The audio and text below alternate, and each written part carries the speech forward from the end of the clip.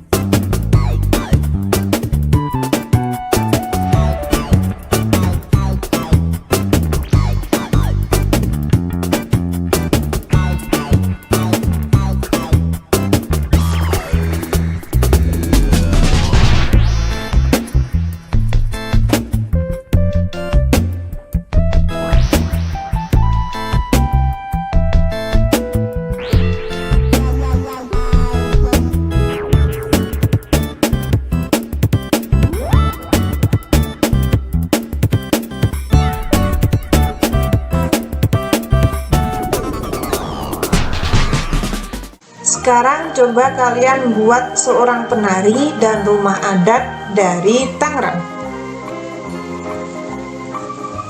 Keberagaman budaya Indonesia juga terlihat dari tarian daerah. Di sini ada tari Bungong Jumpa dari Aceh. Bungong Jumpa berarti bunga cempaka. Sekarang saatnya kamu berlatih menarikan tarian Bungong Jumpa. Tarian ini dibagi ke dalam dua gerakan, yaitu gerakan saat berdiri dan gerakan saat duduk. Di sini saya akan menayangkan gerakan berdiri, seperti ini. Gerakan A, coba praktekkan.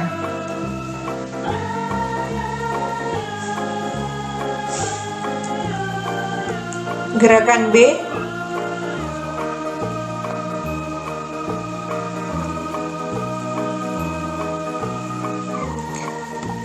gerakan C,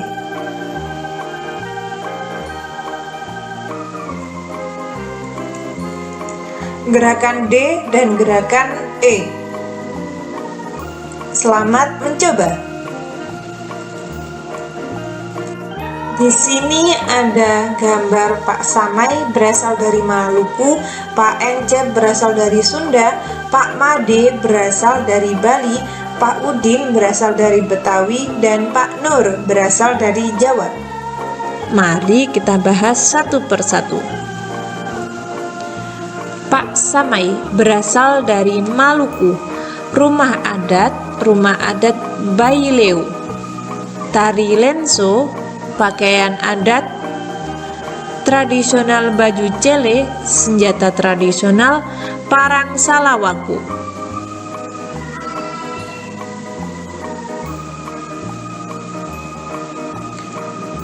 Pak Encep berasal dari Sunda, rumah adat Keraton Kesepuhan Cirebon, pakaian adat tradisional kebaya, tari merak, senjata tradisional kujang. Pak Made berasal dari Bali, rumah adat Candi Bentar, pakaian adat tradisional Bali, tari lengong, senjata tradisional keris. Pak Udin berasal dari Betawi, rumah adat kebaya, pakaian adat tradisional Betawi, tari yapong, senjata tradisional golok. Pak Nur berasal dari Jawa, rumah adat Joglo, Jawa Timuran. Lalu pakaian adat tradisional Pesaan, tari remong, senjata tradisional celurit. Oh, ada bacaan. Ayo kita baca. Siap menghadapi musim hujan. Musim hujan hampir tiba. Warga desa Kampung Babakan berdiskusi untuk melakukan kerja bakti. Mereka berencana membersihkan selokan. Mereka sepakat ketika selokan bersih, warga tidak akan kebanjiran. Pagi itu, semua warga terlihat sangat bersemangat membersihkan selokan. Pak Samai dan Pak Udin sibuk mengambil sampah yang ada di selokan. Pak Made dan Pak Udin memastikan saluran selokan lancar. Pak Nur mengambil sampah-sampah dan meletakkannya di gerobak sampah. Setelah acara kerja bakti selesai, warga berkumpul untuk menikmati teh hangat dan pisang goreng. Makanan tersebut dimasak oleh warga ibu-ibu. Mereka senang karena selokan desa sudah bersih. Kini mereka siap menghadapi musim hujan. Setelah kalian membaca tersebut, waktunya kalian menjawab soal. Nomor 1, apa yang dilakukan warga desa Kampung Babakan? Apa yang dilakukan? Kerja bakti. Nah, nomor 2, 3, 4, 5, silakan dikerjakan. Setiap orang pasti berbeda dengan orang lain, baik warna kulit, cara pandang, dan ide. Keberagaman yang ada adalah ciptaan Tuhan. Kita semua harus menghargai keberagaman yang ada. Keberagaman tersebut akan memperkaya kita. Bayangkan, Jika pendapat kita sama, apa yang akan terjadi? Kesimpulan, tadi kita sudah belajar apa saja. Yang pertama, mengidentifikasi segi banyak. Yang kedua, mengidentifikasi keberagaman yang ada di sekitar. Yang ketiga, memahami dasar-dasar gerak tari. Sekarang jawab pertanyaan ini. Apa yang dimaksud dengan segi banyak? Tari Bungong Jiumpa berasal dari mana? Yang terakhir, pakaian daerah dari Sunda disebut.